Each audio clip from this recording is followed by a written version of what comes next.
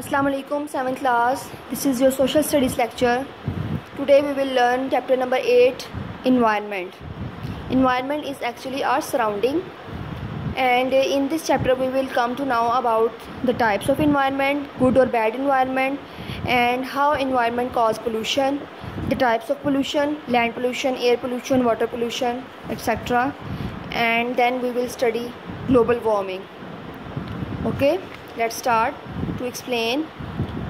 Environment कहते हैं बेटा माहौल को, हमारा इर्द गिर्द हमारा माहौल है, जहाँ पे हम रहते हैं, ज़िंदगी गुजारते हैं, वो इर्द गिर्द सारा हमारा माहौल है। माहौल अच्छा हो तो क्या फ़ायदे होते हैं, अगर माहौल गंदा हो तो क्या नुकसानात होते हैं, ये इस चैप्टर में पढ़ेंगे।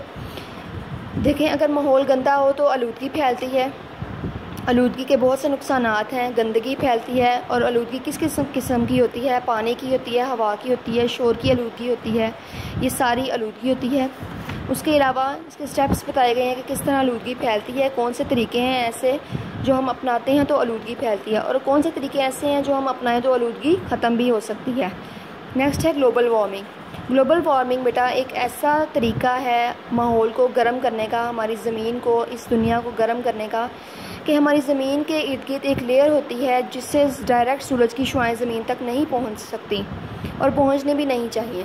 लेकिन जब ज़मीन पे आलूदगी ज़्यादा हो जाती है तो वो शुआएं, वो जो आलूदगी है वो उस लेयर को फाड़ देती है, उस लेयर को वीक कर देती है, जिसकी वजह से सूरज की शुआएं जो हैं, सूरज की रेज़ जो हैं, नुकसानदेह रेज़, वो डायरेक्ट ज़मीन तक पहुँचती हैं, और ज़मीन जो है वो हीटअप हो जाती है, ज़मीन का इर्द गिर्द भी हीटअप हो जाता है। तो ये इससे क्या कहते हैं? Global warming. ठीक है, इसकी रीडिंग आपने करनी है। इसके बाद क्वेश्चन आंसर स्टार्ट करते हैं। Chapter number 8 environment. Question number 1 है discuss what problems are can be caused by over population. कौन से ऐसे मसाइल हैं जो मौजूद हैं और जो हो सकते हैं कॉज्ड बाय ओवर पॉपुलेशन की वजह से, यानी कि आबादी के बढ़ने की वजह से।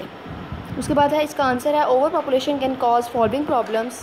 ओवर पॉपुलेशन जो है वो ये मंदरजा झैल प्रॉब्लम्स जो है वो पैदा कर सकती है। It can cause pollution by cutting trees, ये आलूदगी पैदा कर सकती है दरख्तों को काटने की वजह से। बाय एमिट टॉक्सिक गैसेस जो नुकसानदेह गैसेस को खारिज करने से। फ्रॉम इंडस्ट्रियल प्लांट्स, संतों से, इंडस्ट्री से। बाय पोल्यूटिंग स्मोक, जो धुआं आलूदा होता है उसकी वजह से। By creating unpleasant things for people, लोगों के लिए गैर खुशगवार, नाखुशगवार चीज़ें पैदा करने से। It can also cause job problems, ये जॉब प्रॉब्लम्स भी, यानी कि नौकरी के मसाइल भी पैदा कर सकती है। ठीक है, ओवर पॉपुलेशन, जाहिर है आबादी ज़्यादा हो जाएगी तो वसाइल कम हो जाएंगे, वसाइल कम होंगे तो ये सारे मसले मसाइल पैदा हो जाएंगे। क्वेश्चन नंबर 2 है which of these forms of pollution discussed in the book are the most dangerous, discuss the reasons. कौन सी ऐसी पोल्यूशन की, आलूदगी की फॉर्म्स हैं, शक्लें हैं जो डिस्कस की गई हैं इस बुक में, जो बहुत ज़्यादा ख़तरनाक हैं, और उनकी रीज़न बताएं। These are the most dangerous forms of pollution, ये बहुत ख़तरनाक फॉर्म्स हैं पोल्यूशन की। वाटर पोल्यूशन, पानी की आलूदगी। एयर पोल्यूशन, हवा की आलूदगी। लैंड पोल्यूशन, ज़मीन की आलूदगी। और इनकी रीजंस क्या हैं? Water pollution is caused by wasting toxic by products running into rivers. Water pollution किस तरह फैलती है कि जो वेस्ट, गंदे मवाद होते हैं, फैक्ट्रियों से निकलते हैं, उनको हम दरियाओं में बहा देते हैं तो पानी सारा गंदा हो जाता है। उसके बाद air pollution is due to dangerous gases being emitted into the air. Air pollution, हवा की आलूदगी कैसे फैलती है? जो जहरीली गैसें, नुकसानदेह गैसें जो हवा में खारिज करते हैं, यानी कि हवा में जाती हैं संतों से। Land pollution is caused by wasting the heap of matter, जो ज़मीन की आलूदगी है वो कैसे फैलती है? जब हम कूड़े के ढेर जो हैं वो वेस्ट करते हैं, ज़मीन पे फैला देते हैं। उसके बाद क्वेश्चन नंबर 3 है suggest ways to solve the environmental problem discussed above. ऐसे तरीके बताएं जो इन्वायरमेंट, माहौल की आलूदगी को सॉल्व करते हैं, इनको डिस्कस करें। We can solve the environmental problems by following ways, इन मंदरजा झैल तरीक़ों से हम माहौल की आलूदगी को जो है वो सॉल्व कर सकते हैं। There should be no waste from food, खुराक का ज़्यादा ज़ाया नहीं करना चाहिए। No paper, no tin cans और बॉटल्स, पेपर्स को, कागज़ात को, टिन कैंस को, जो टिन की बनी हुई कैंस होती हैं, और बॉटल्स को, प्लास्टिक की बॉटल्स भी हम जो ज़ाया कर देते हैं ना, उसके बारे में बताया गया है। Apart from bones and other इनएडिबल parts.